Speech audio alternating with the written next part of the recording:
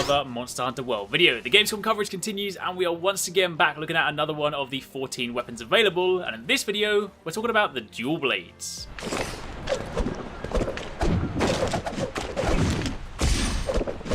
As always, if you guys have missed any of the other videos I've uploaded so far, then be sure to check them out on the channel. I'm systematically working through all of the weapons, trying to get them out to you guys while I'm out here, plus I've got some other stuff planned as well. I've recorded some fully voiced hunts, taking a look at the armor and armor skills, and even taking a leisurely stroll around the map, so it's safe to say there is a lot of stuff to come. But for the time being, if you do enjoy this video, then a like would be super appreciated, and be sure to comment down below, let me know what you guys think, and if you have any questions. Also, just before I dive in, don't forget I am running a giveaway for a PS4 Pro right now. It's running for the next couple of weeks, but if any of you guys are after a PS4 to play Monster Hunter next year, then make sure you enter. The link is in the description box down below. Now, to kick things off, once again, for any of you guys that are new to Monster Hunter, then the Dual Blades are a fast, light weapon class capable of dishing out high burst damage through a series of quick, agile combos. Whilst each individual hit might not match up to the damage output of something, say, like the Greatsword or a hammer, it's the speed of the weapon that allows you to very quickly rack up the damage. Pair that with the weapon's inherent demon mode and the Archdemon abilities, a means to further increase your damage output, and you have a perfect weapon for diving into the action, getting the job done, and then getting back out without having to commit too heavily. Furthermore, Dual Blades are an exceptional weapon when paired with either elements or abnormal statuses. If you're fighting a monster weak to a particular element, then the speed of your attacks really allow you to take advantage of this. And similarly, if you're using something like Paralysis, Poison, or Sleep Blades, then you can apply the status considerably quicker than most other weapons. So if you like fast, agile weapons and like looking like a badass in combat, then Dual Blades are probably for you.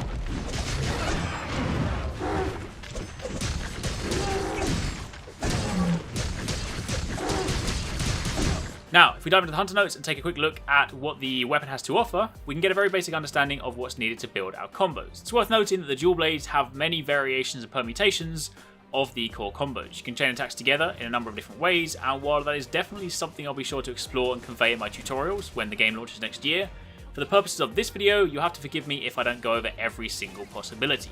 The demo lasts about 20 minutes, so I have to ensure that during each gameplay session I allow enough time to test out the weapon and also finish off the monster in the process. But either way, triangle is your standard attack. For each move you attack with both blades, and you can then link 3 triangle inputs together for your standard attack combo. Circle and a direction will allow you to perform a lunging attack, similar to that of your draw attack. And of course, mixing these 2 inputs together will allow you to begin forming your basic combos. You can look in the top right hand corner of the screen to see what you can press next at any given moment. I mentioned this before, but this can be turned off, but for the purpose of showing what's possible, it's actually pretty useful to leave this on, since every time you press a button, the UI changes to reflect your next options. Speaking of which, pressing R2 will then allow you to enter Demon Mode. Whilst in this mode you attack faster, your attack animations will also look a little different. You'll have this red glow around you, and you'll also deal more damage. In addition to that, you have slight wind resistance and super armor from smaller creatures. In other words, they won't trip you up. However, at the same time, all while you're in this mode, your stamina is draining, so when you're out of stamina, you exit this mode. You'll also notice that you flip your blades backwards, Attack on Titan style, and if you run whilst in this mode, then you hold your arms backwards like you're a character straight out of Naruto. We are fighting dreamers.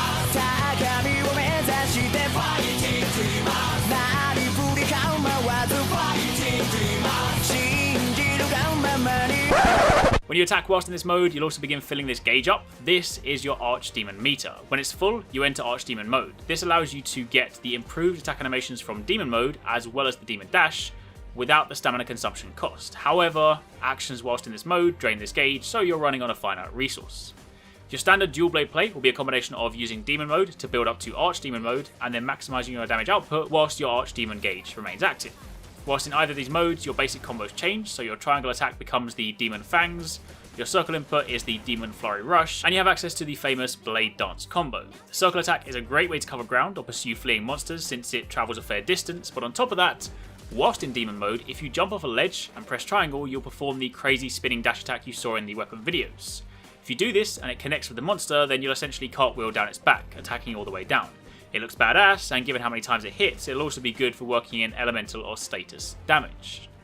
Now besides that, there's not actually a great deal more I need to tell you at this stage, at least not until I have a chance to spend some more time with the weapon and systematically begin working through every possible combo permutation. Some weapons in Monster Hunter are a little more evolved, like the Charge Blade, Switch Axe or Insect Glaive, either have multiple modes to contend with or other things to worry about, but the dual blades are actually quite straightforward. They're an aggressive weapon and reward you heavily if you play in this way, but provided you're in there, attacking and taking advantage of demon and archdemon mode as much as possible, then you can't really go wrong. Sure, there are some optimal combo paths, but in truth, everything flows so well that you can get away with almost making it up as you go along.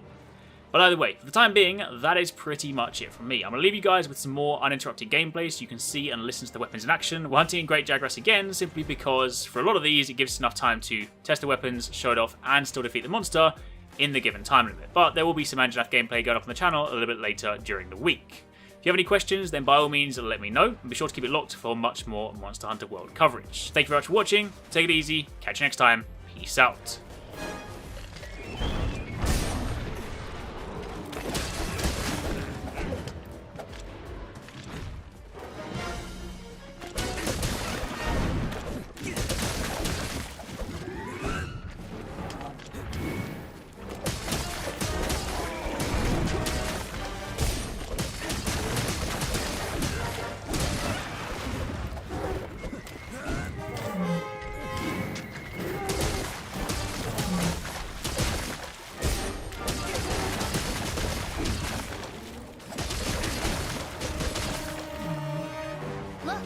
The monster's almost done for. Chances are it'll retreat to its nest to recuperate.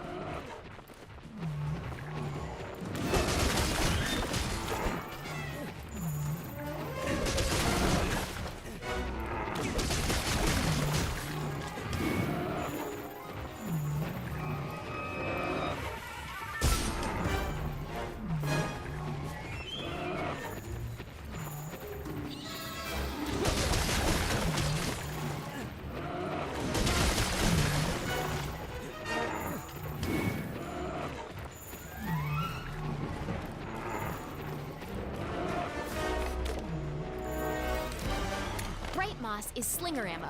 Launch it at walls to light up the area.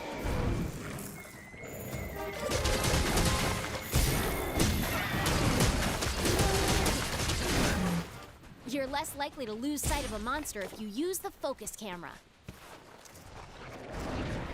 The dual blades are close-range weapons made for hitting prey with a flurry of attacks. Demon mode is super strong, but it eats up stamina.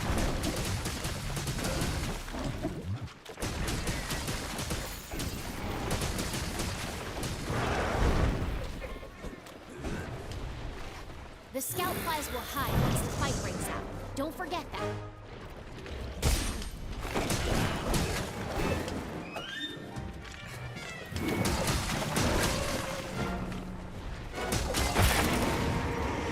The monster's been immobilized. Now's your chance.